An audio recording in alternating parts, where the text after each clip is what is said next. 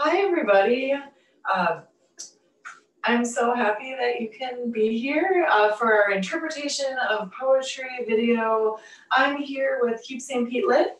My name is Sara Reese, and I'm the author of 3 books. And I've taught interpretation of literature in the past, so I'm really excited to be here and have some fun talking about 3 different poems. And let's begin. And I'll just start by saying that interpretation of poetry and of literature in general is great fun because you can really have your own interpretation, and nobody can tell you that that interpretation is wrong as long as you have evidence from the literature to back up your argument. And that's what I've always loved about being an English major and being able to argue my points with evidence from the literature. So, all right, well, let's get started. So it's the beginning of the year, and I picked New Year's Day by Kim Adonisio. And she's one of my favorite poets, and she has this wonderful book called Tell Me. So this is from that book, and you can also find it on poetry.org, the Poetry Foundation. So I'll just read it first, and then we'll discuss different literary devices. All right, New Year's Day by Kim Adonisio. The rain this morning falls on the last of the snow and will wash it away. I can smell the grass again and the torn leaves being eased down into the mud. The few loves I've been allowed to keep are still sleeping on the West Coast. Here in Virginia, I walk across the fields with only a few young cows for company. Big-boned and shy, they are like girls I remember from junior high who never spoke, who kept their heads lowered and their arms crossed against their new breasts. Those girls are nearly 40 now. Like me, they must sometimes stand at a window late at night, looking out on a silent backyard at one rusting lawn chair and the sheer walls of other people's houses. They must lie down some afternoons and cry hard for whoever used to make them happiest and wonder how their lives have carried them this far without ever once explaining anything. I don't know why I'm walking out here with my coat darkening and my boots sinking in, coming up with a mild sucking sound I like to hear. I don't care where those girls are now. Whatever they've made of it, they can have. Today I want to resolve nothing. I only want to walk a little longer in the cold, blessing of the rain, and lift my face to it. Okay, so let's start with the themes. All right, and I'll be asking some questions throughout this video. You can always pause and think about, your answers, and then hear my thoughts. All right, and you might have different thoughts, and sure, and that's great if you do. All right, so themes in New Year's Day. What do you think what themes did you find? Or what would you say are the themes, or the main themes, or the not main themes? So for sure, loneliness, okay? Like definitely there's loneliness, but I also feel like there's this united feeling, like being together in loneliness. Even though we are feeling lonely, we are not alone in our experiences. So I feel like it's loneliness, but also being united in loneliness. And to back that up, I will say that, so towards the, about like halfway through the poem, she says, like me, They must sometimes stand at a window late at night looking out on a silent backyard.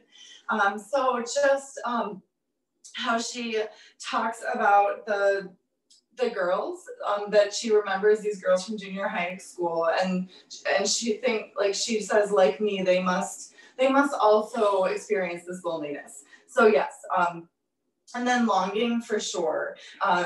There's a sense of longing for company. She says, a few loves I've been allowed to keep are sleeping on the West Coast. So get this feeling that, there's so many loves that she's lost, and she's longing for that love, that person that made her the happiest. She talks about how, they must lie down some afternoons and cry hard for whoever used to make them happiest. So we get the feeling of longing. So that's a theme too. And then, let's see. And also man versus nature. There's so much nature in this, so many nature images. I mean, she's walking alone in a field, and being rained on, and so a little bit in a couple minutes, we'll talk more about the speaker's relationship to nature. But let's move on to imagery. Okay, so what images support the theme of loneliness? What do you think? All right, so we have the image of the speaker walking alone in the field. That lovely moment where her boots are sinking into the mud, coming up and making that sucking sound. I love that because it takes me back to like being a kid and just feeling so lonely, and like just not even like lonely necessarily, but just being a kid and just kind of like letting nature like take over. It makes me think of that. So another image that supports the theme of loneliness, the resting lawn chair. What a fantastic image, right? She says she's looking out, she's looking at a window late at night, or she's standing at a window late at night, looking on a silent backyard at one rusting lawn chair and the sheer walls of other people's houses. I just love that rusting lawn chair, because she even says one rusting lawn chair, and the one is so important because it too is lonely. It too is, alone. And the fact that it's rusting is so important. This speaker seems to really be thinking about her own aging body. She talks about being 40, and so, that rusting, that aging chair, and that chair being an image that makes us think of loneliness. All right, so how about metaphor and simile? Did you have any thoughts about if there's a metaphor or metaphors or simile or similes? What do you think? Well, I love the fact that the rain is melting the snow, and for me that adds meaning, and I get the feeling that the rain melting the snow is like a metaphor possibly for just her the snow, a metaphor for being her like hardened exterior or hardened shell possibly, but then the rain melting it to make her feel like raw, open. So this is such an emotional piece.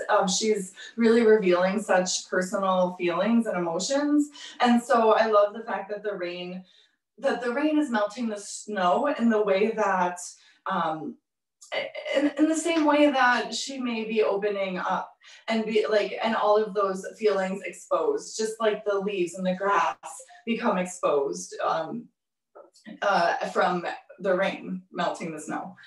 So that, and then also the simile that is unmistakably there with, she compares those junior high girls to the cows. So there's a few cows in the field as she's walking, and she's comparing the cows to the awkward girls of junior high. And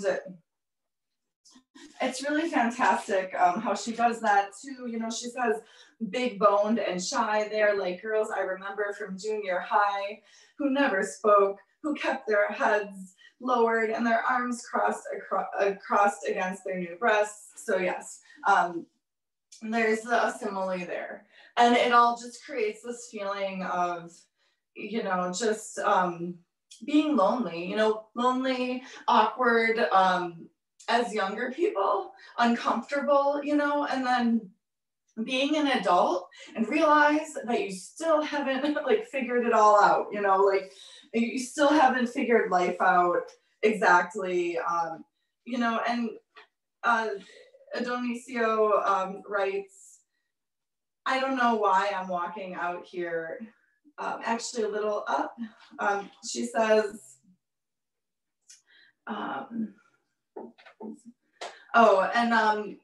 like she speaks of those girls and says they must lie down some afternoons and cry hard for whoever used to make them happiest, and wonder how their lives have carried them this far without ever once explaining anything. And I feel that yes, like life, you know, we're carried, you know, through in life, and you know, we don't always know the answers. And so so I feel like with those, yeah, she does a really great job of bringing the past and aligning it with the present. All right, so, and then let's just talk about the speaker's relationship to nature. What do you feel is the speaker's relationship to nature? Okay, so, you know, I would say that nature brings her such great comfort. Like nature is her constant. You know, people come and go, but nature is what continues to be there for her, you know. And I feel like that is also why she kind of gives in to nature, by like letting the rain just like hit her face, by not, you know, running for shelter. She just lets the nature in, you know, and there's such comfort, you know, in that. And okay, so and it's just really wonderful too how she ends the poem and says, today I want to resolve nothing. You know, it's New Year's Day. You know, I'm just going to just walk in the rain alone, and I don't care if like my boots are muddy and the rain is cold, but I'm just going to just be one with nature. And yeah, all right. Well, I hope you enjoyed that poem. And it ends so beautifully with the rain hitting the face and it being a blessing, like blessing of the rain, and lift my face to it. I love that. All right, so let's move on to another one of my favorite poems, Mother to Son by Langston Hughes. And so Langston Hughes is a really important writer of the Harlem Renaissance, and he wrote a lot about the oppression that Black Americans face and racism, and okay, and so we are going to talk about tone. All right, so, and it's in, I'm gonna read the poem first, and it's in this wonderful book that has illustrations, and it's poetry for young people, Langston Hughes, and it just has, so in the Mother to Son, that you can see a picture of the mother speaking to the son and putting her arms like very gently on his shoulders. Okay, so, well, son, I'll tell you, Life for me ain't been no crystal stair. It's had tacks in it, and splinters, and boards torn up, and places with no carpet on the floor, bare. But all the time, I's been a climbing on, and reaching landings, and turning corners, and sometimes going in the dark where there ain't been no light. So boy, don't you turn back. Don't you set down on the steps, 'cause you finds it kinda harder or kinder hard. Don't you fall now, for I is still going, honey. I is still climbing, and life for me ain't been no crystal stair. Okay, so first, what about the tone? What would you say is the tone of the poem? Well, I'd say the tone is very, very intimate, personal, and there's a lot of, it's important. It's informational, didactic. Like, this woman has something to say, and so yes, and she and you can really hear that urgency, like the urgency throughout the piece where she is urging the son to listen. It's very important. He needs to understand. Okay, so the metaphor. What would you say is the metaphor? Did you see a metaphor in the piece? Any metaphors? All right, well, the big one is the stair. Stairs being a metaphor for hardships in life, right? Hardships that the mother faced. And it's an extended metaphor because it's not just in like one line or a couple lines of the poem, but it's extended throughout the whole poem. She says, life for me ain't been no crystal stair. Life for her hasn't been glamorous. Like, she's had to, work, climb and face so many obstacles and still just keep climbing, and urges her son to do the same. Okay, so let's talk about the details and the word choice. So all of the word choices in poems, all of those details contribute to the overall meaning. So did you see any, what details, word choices did you find important to contribute to the overall meaning? What do you think? Okay, or what details illustrate the mother's hardships, let me say, ask it that way. Well, so let's just talk about, the details that she uses, like the stairs. She's talking about the stairs that she's climbing, her journey, right? Hasn't been so smooth, right? There's been tacks in it and splinters and boards torn up. Boards torn up. Like, maybe that indicates a time when she didn't have enough support from society, support from, whoever, so also there's splinters, there's danger, there's risks, it hasn't been an easy ride. And the places with no carpet on the floor, bare, and I love how she has bare on its own line, just to really illustrate that feeling of not enough, not enough. Maybe there wasn't enough time. Maybe there wasn't enough support or money or whatever, but just that feeling of sometimes there not being enough. All right. So, yeah. And I'm sure you have more answers too, and that's good. But all right, so I'll just move on to style. And okay, so do you have any thoughts about the style of the poem? And I'll just bring up that the mother speaks in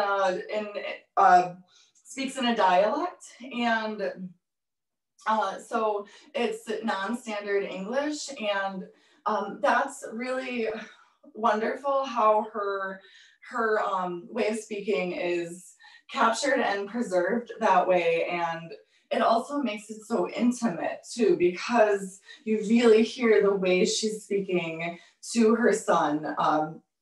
It's so intimate, personal, and just lovely.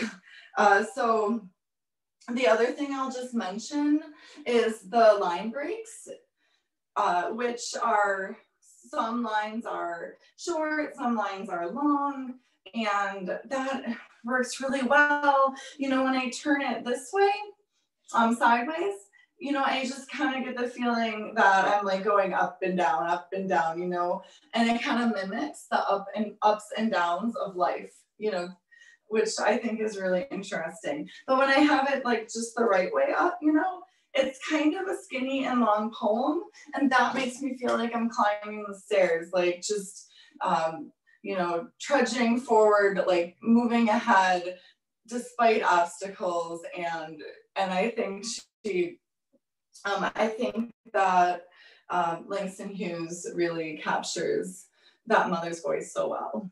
Okay, so lastly, I'm gonna go ahead and read a poem that I wrote called Dead of Winter, and then just I'll talk about a few of my choices. Okay, so I'm from Buffalo, New York, and it's very, very cold there, and we get a lot of snow. So this is a winter poem, Dead of Winter. Hands held, we trudge through the kind of cold that reminds us just how small we are. Our free palms grip hand warmers. The rest of us stiffens with each creak of snow. Our goal, I say, is for our joined hands to become warmer than our packet heated hands. Pretend we're colors, bodiless. I'm magenta, you are forest green, and all we do is blend, though sometimes skin gets in the way. I step my numb feet hard on littered snow and wait for words, for thin flames to flicker from your lips. You lower your head and sigh. On the 11th step, you press your mouth to the cluster of our clenched fingers. Okay, so as you can see, I was very cold. So first, I just want to ask you, like, why, about the style and form. Like, why do you think that I chose to make this poem all in lowercase? I wonder if that adds meaning for you, and why. Okay, so I did that because being like so cold so much of the time, it made me feel small in a way. Like small in the way that like I didn't have control, like I couldn't control nature. And when it's really cold, like you just gotta feel it. Like there's no way out of that, you know. And so just feeling so like cold made me feel like more compact, and yeah, and also I wonder why you think, if you have any thoughts about why I may have had no, why don't I have any stanza breaks? And I wonder if that creates meaning for you. And I will tell you that I did that because being so cold, you know, and just feeling compact, you know, because, you know, like when it's like really hot, I feel like kind of like more, maybe like sweaty, bloated, or so, you know, that sort of thing, swollen from heat. Cold kind of makes me feel more compact, right? And also like really close to the person next to me, which I talked about in the poem, right? So like no spaces between two people because you're just trying to be warm. And so that's why I chose to not have stanza breaks. I wanted the poem to feel dense, compact, the way mimic how it feels to be in the really cold weather. And what else? Okay, so okay, lastly, I will just talk about enjambment, and that is when you end a line that's maybe in a sort of an awkward spot because it doesn't end on a complete phrase or sentence. It's kind of mid-thought, mid-phrase, okay? And I wonder if you see any of the lines where it just ends in an unnatural spot. Okay, so the second last line, I end the line with you, and I did that on purpose because I wanted the reader to get that feeling of waiting, like hanging on for something, waiting for warmth, waiting for the person next to me to speak, you know, to give words. I say wait for words. I wait for words, for thin flames to flicker from your lips. You know, but then the poem ends up with that person blowing air, putting his mouth to the cluster of our clenched fingers. So putting his mouth to our held hands, and there's that warmth there, and that is a metaphor for the words. That warmth, you know, is the words. All right, so all right, well, that is all for this video. I'm really glad you can join, and I hope you enjoyed the journey that these poems took you on. I bet you have really interesting thoughts about the poems, and that's the beauty of interpretation of poetry. Really, there's so much that you can say, and that you really have so many of your own thoughts. I mean, these poems, I'm sure, made you think about things in your life, or you have your own unique relationship to these poems. And I hope you enjoyed them. All right, bye.